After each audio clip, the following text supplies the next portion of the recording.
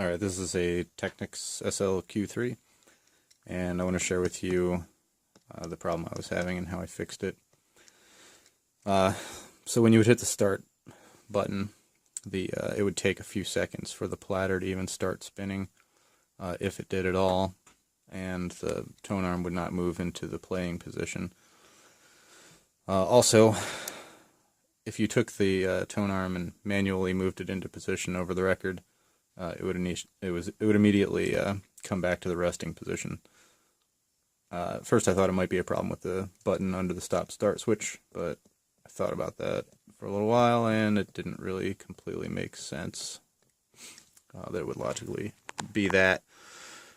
Alright, so I took the cover off, which, by the way, well, first you remove the platter, then there is a cover underneath it.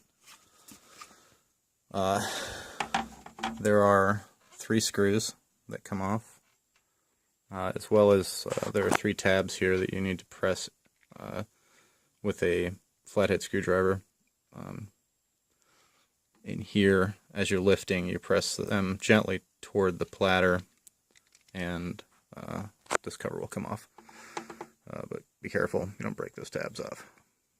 So anyway, got under here and I found that this part here, which is part of the start-stop mechanism, was pretty gummed up with the original lubrication, or the lubricant. Well, I presume it was the original. May not have been, but it's pretty likely.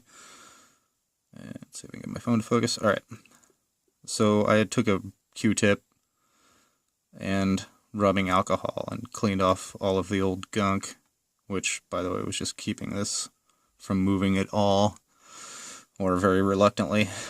Cleaned off all the old gunk and put on some synthetic oil that I had. I don't know if it's necessarily the most correct lubricant for that, but I know that it won't degrade plastic and it works perfectly fine.